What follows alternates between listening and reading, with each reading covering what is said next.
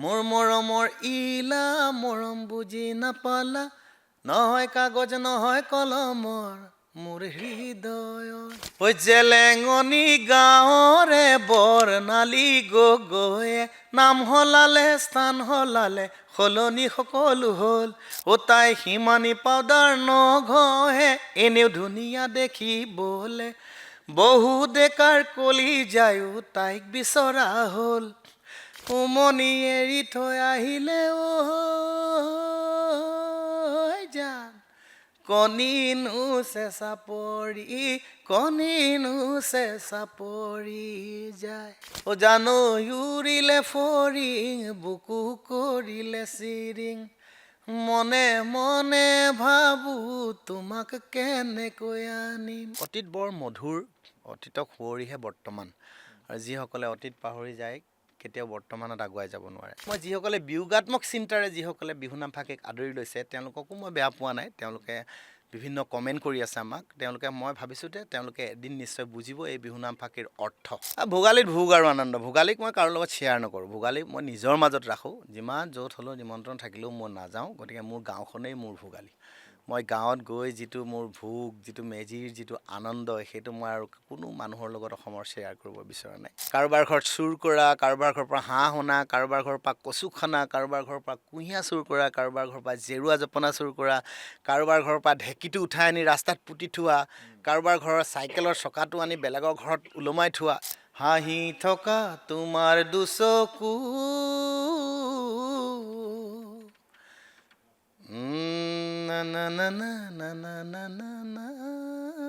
সেই লাইনটোৱে থৈ দিছোঁ আৰু বাকী কি লাইন গাই দিলে ছাছপেন্সটো কমি যাব ন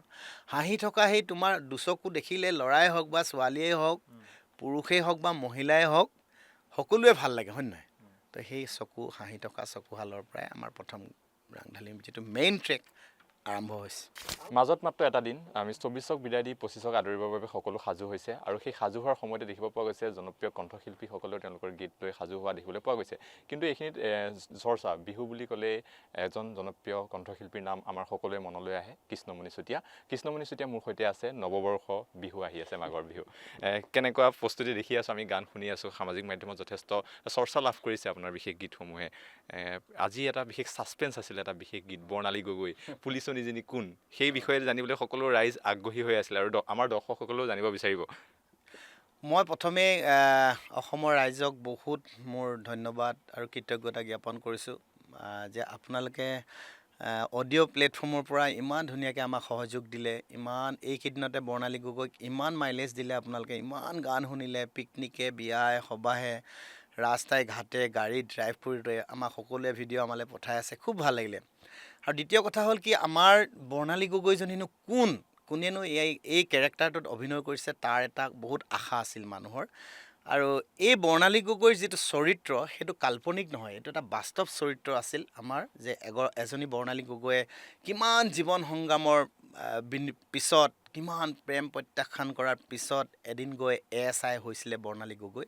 আৰু সেই গোটেই চৰিত্ৰটোত আমাৰ অভিনয় কৰিছে আমাৰ নতুন প্ৰজন্মৰ এগৰাকী প্ৰতিভাৱান শিল্পী অৰেলিকা চুতীয়া খুব কম বয়সতেই অৰেলিকাই এটা ধুনীয়া আমাক উপহাৰ দিলে তেওঁৰ অভিনয়ৰ জৰিয়তে আৰু বিমল বৰাই ইমান ধুনীয়াকৈ আমাৰ চিন্তাখিনিক সফল ৰূপ দিলে তালৈও ধন্যবাদ জনাইছোঁ মণি ৰাজকোঁৱৰে আমাৰ চিন্তাখিনিক বাস্তৱ ৰূপ দিবলৈ ধুনীয়াকৈ সম্পাদনা কৰিলে আৰু দিগন্ত বৰদলৈয়ে মিক্সিং কৰিলে আমাৰ গীতটিক আৰু বিজয় শংকৰে সংগীতেৰে সজালে আৰু আমাৰ এই গোটেই বৰ্ণালী গগৈৰ যাত্ৰাত আমাক যিসকলে সহযোগ ৰাখিলে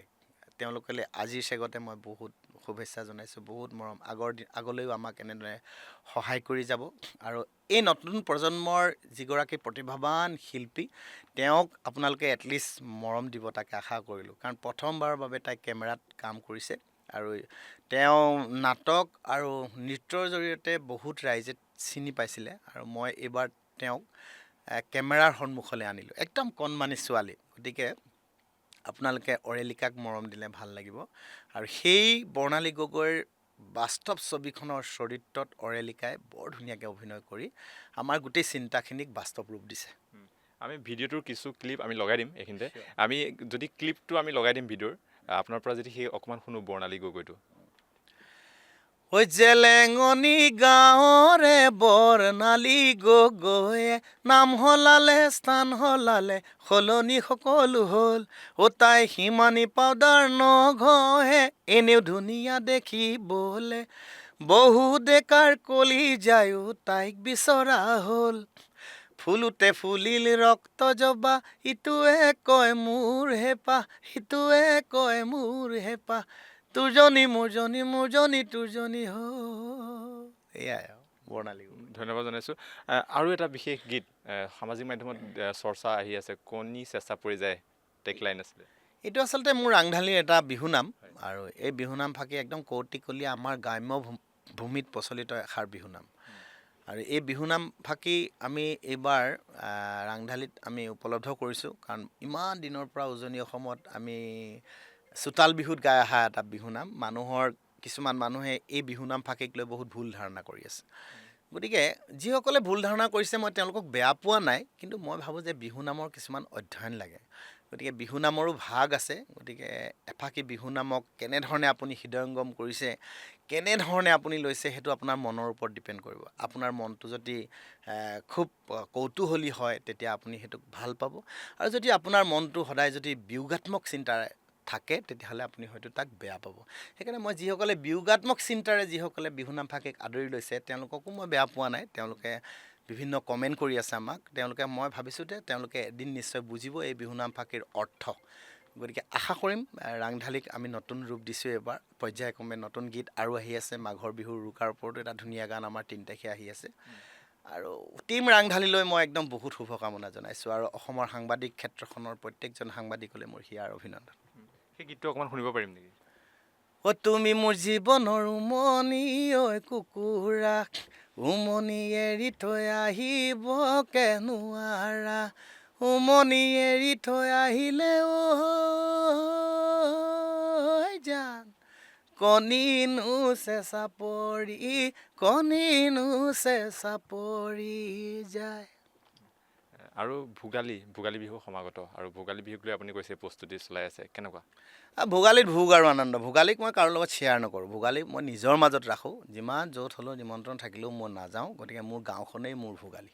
মই গাঁৱত গৈ যিটো মোৰ ভোগ যিটো মেজিৰ যিটো আনন্দ সেইটো মই আৰু কোনো মানুহৰ লগত অসমৰ শ্বেয়াৰ কৰিব বিচৰা নাই সেইটো মোৰ নিজৰ জাপিসজীয়া গাঁৱৰ সেই গাঁৱৰ ৰাইজৰ মাজতে মই ভোগালীত থাকিম আৰু ভোগালীয়ে সমূহ অসমীয়া ৰাইজলৈ এটা সুখৰ বাৰ্তা কঢ়িয়াই আনক 25 বৰ্ষ সুখৰ হওক আনন্দৰ হওক মধুময় হওক ভঁৰাল ভৰি থাকক কৰ্ম কৰক কাম কৰক আগুৱাই যাওক ভোগালীৰ কথা কৈছে আপুনি সেই গাঁৱৰ পৰিৱেশৰ কথা কৈছে আমি সেই গাঁৱৰ পৰিৱেশৰ কিছু দুষ্টামি কৰা হয় তেনেকুৱা দুষ্টামি কৰা হৈছে সেই ভোগখিনি ভোগালীতো আমাৰ গাঁওবিলাকত কি হয় এই 3 তাৰিখে মোৰ যিটো বিহুনাম আহিব সেইটো শুনিলে গম পাব সকলোৱে আপুনি সৰুতে কৈছিলে নাই দুষ্টামি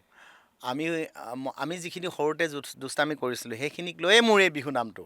কাৰোবাৰ ঘৰত চুৰ কৰা কাৰোবাৰ ঘৰৰ পৰা হাঁহ অনা কাৰোবাৰ ঘৰৰ পৰা কচু খানা কাৰোবাৰ ঘৰৰ পৰা কুঁহিয়া চুৰ কৰা কাৰোবাৰ ঘৰৰ পৰা জেৰুৱা জপনা চুৰ কৰা কাৰোবাৰ ঘৰৰ পৰা ঢেঁকীটো উঠাই আনি ৰাস্তাত পুতি থোৱা কাৰোবাৰ ঘৰৰ চাইকেলৰ চকাটো আনি বেলেগৰ ঘৰত ওলমাই থোৱা এইবিলাকেই আমাৰ এই বিহুনাম ফাঁকিত সন্নিৱিষ্ট হ'ব আৰু মই সেই বিহুনামৰ মাজেদিয়েই ভোগ আৰু ভোগালী কি বস্তু নতুন প্ৰজন্মক জনাব বিচাৰিছোঁ অকণমান শুনিব পাৰিম নেকি মাঘৰে উৰুকা জয়া মাঘৰে উৰুকা বৰা চাউলৰে জয়া লাও পানী ধুনীয়া তাৰপিছত থুতহলৈকে হাঁহৰ মঙহ খাবলৈ লাগে ভাল হিচাপ লাগে কাৰ গঁৰালত কিমান আছে হাঁহ এইবিলাক শব্দ ইউজ কৰিছোঁ যিহেতু ৰাংঢালী 25 বছৰ হ'ল ৰাংঢালীৰ কথা ক'লে আমি সেই পুৰণি গীতসমূহ কেতিয়াও পাহৰিব নোৱাৰে দৰ্শকসকলেও পাহৰিব নোৱাৰে যে বিহু বুলি ক'লেই ৰাংঢালীৰ সেই গানসমূহ কেছেটৰ দিনৰ পৰা সেইসমূহে আমাৰ মনলৈ আহে সেইসমূহৰ বিষয়ে এতিয়া কি ক'ব আপুনি নষ্টালজিয়া হৈ পৰিছিলে বুলি কৈছিলে সেইদিনাখনি নাই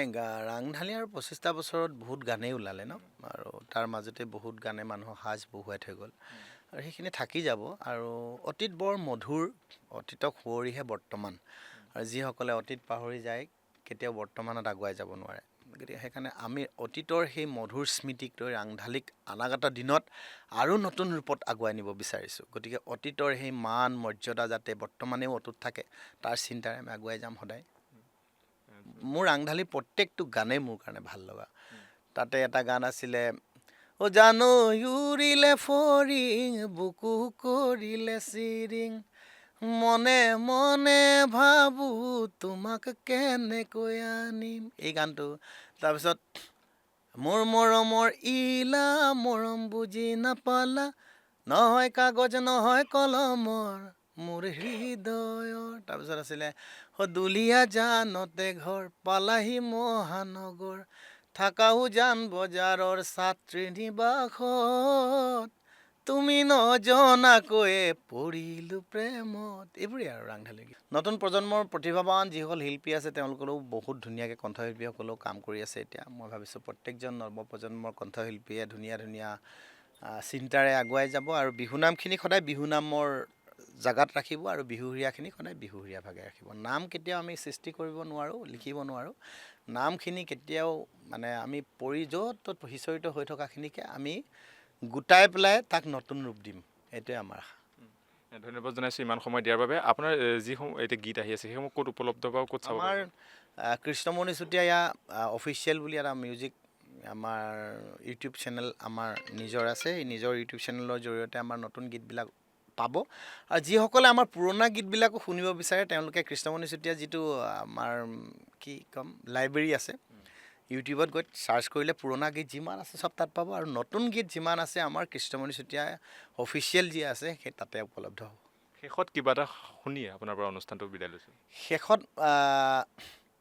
ৰাংঢালীৰ যিটো মেইন ট্ৰেক ৰাংঢালীৰ যিটো মানে আমি কওঁ যে চকুৰ ওপৰত এটা প্ৰত্যেক বছৰে আমাৰ ৰাংঢালীৰ গীত হয় আৰু সেই গীত আমি 7 ফেব্ৰুৱাৰীত অসমীয়া ৰাইজলৈ আগবঢ়াম প্ৰেমৰ দিৱসৰ উপলক্ষে তাতে আমি এবাৰ কৈছোঁ যে হাঁহি থকা তোমাৰ দুচকু